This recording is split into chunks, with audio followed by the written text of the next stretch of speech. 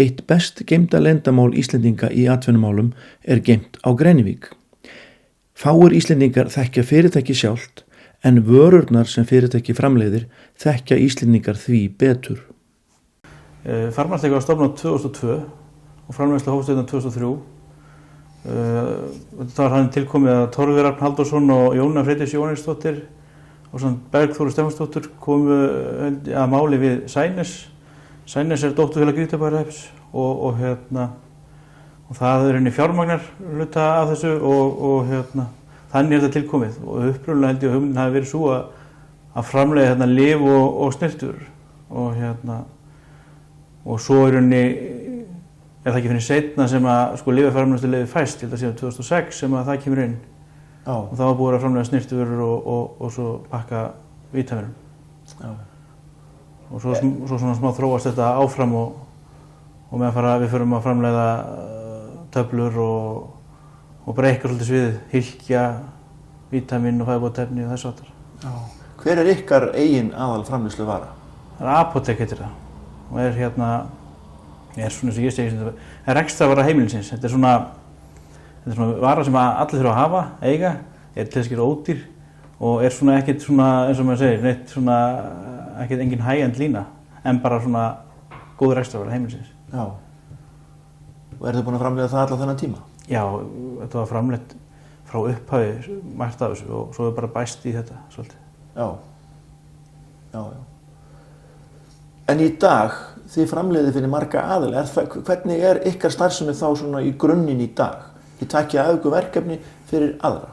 Já, það er langmest umsvið okkur í dag og við breytum töluvert áherslunum í framleiðslunni hjá okkur að það sem við erum ekki markaðsfyrirtæki, við erum fyrst og fremst framleiðslufyrirtæki og fókuserum á það og þá fórum við að taka okkur verkefni fyrir aðra og vera bara eins og verktaki sem slíkur og við erum búin að bæta mikið við okkur í því og erum að framleiða alveg gríðarlega mikið magnað af vörunúmerum, þannig að utanumhaldið á þessum hlutum bæði varðandi gæðamál og birgðir og þess að þetta er töluvert mikið. En þið eru líka að þróa vöruna, það ekki? Jú, í sumum tilfellum. Sumum tilfellum erum við að þróa vöruna og koma henni frá grunni. Jafnvel hjálpum til við að skaffa umbúðir og hannaðir og þróa vöruna og útvega birgjar fyrir þetta og jafnvel flytja allt inn og skila tilbúinni vöru í vöruhúsi í Reykjavík.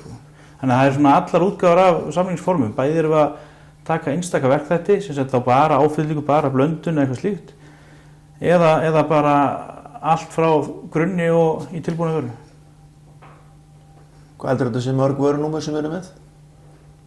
Ég bara veit það ekki alveg. Þetta er 350-400 vörunúmer, getur ég trúið, og allt tekið. Það er svona svakalega mikið. Já. Hérna eru til dæmis með hylki sem erum að hylkja fyrir Fíla Æsland. Þetta eru fæðubótarefni sem formúlur sem þau koma með og við svo komum í hylki og pökkum fyrir þau og skilum á okkur. Og það er eins með þetta hérna. Við erum að vinna fyrir Eilíf einnig sem eru með samskonar, sem eru með bæði töflur og hylki og það er svona svipað samstarf sem við erum að vinna með þeim og þetta er eins og sé að öllum skala. Við erum að líka vinna með geosilika. Við erum að bæði að þróa með þeim og lítilega og svo erum við að pakka fyrir það og blanda og þess að þar. Og svo höfum við verið að vinna með Aron og Kristbjörgu sem eru Aron landsliðsfyrirliðinn og Kristbjörg Jónsdóttir og búið mjög skemmtilegt samstarf með þeim. Þau eru með fína línu sem við erum búin að þróa með þeim og gengið mjög vel. Svo erum við með bara eins og í verktakavinnunni í töflunum, þá erum við að framleiða fyrir Æsfarma og erum að framleiða hollustu heimilisins, alla þá línu og einu á dag og þetta er svona svolítið umfangi í þessu og bara góð vara, þið segja. Svo erum við bara með okkar vörur sem eru búin að vera til í mörg ár og þetta er bara svona eins og ég segi, þetta er bara það sem þarf að vera til í skápnum í baðskápnum. Það er tannskól og flúorlausn og þessi krem sem við höfum verið með í þó nokkur ár sko. Við höfum að vinna fyrir fjölda annarra aðila sem ég bara get ekki farið yfir þetta allt saman. Og þetta gengur vel? Já, þetta er búið að ganga vel síðustu árin og það er bara, maður bara ánæður alltaf því að reksturinn bara svona frá ári til árs sem maður segir, maður veit ekki hvað næsta ár byrja skauti sér, maður ánæður þegar maður skilar góða ári, það bara þannig. En hvernig tilfinningin að vera, eigum að segja, lítið íslenskt fyrirtæki í samkeppni við stóra risa út í heimi?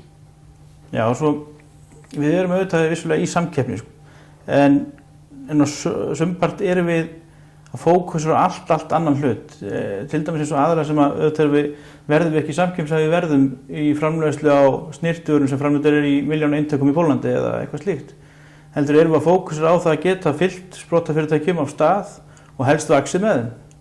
Þannig að við erum að framleiða til þess að gera auðvitað á hærra stykkjaverði heldur en þessi ódýrustu fyrirtæki út í Búlgaríu og Póllandi sem eru mjög sjálfvirk, en það er ekki pantað undir einhverju ægilegu magni og erfitt fyrir fyrirtækinu að komast á stað.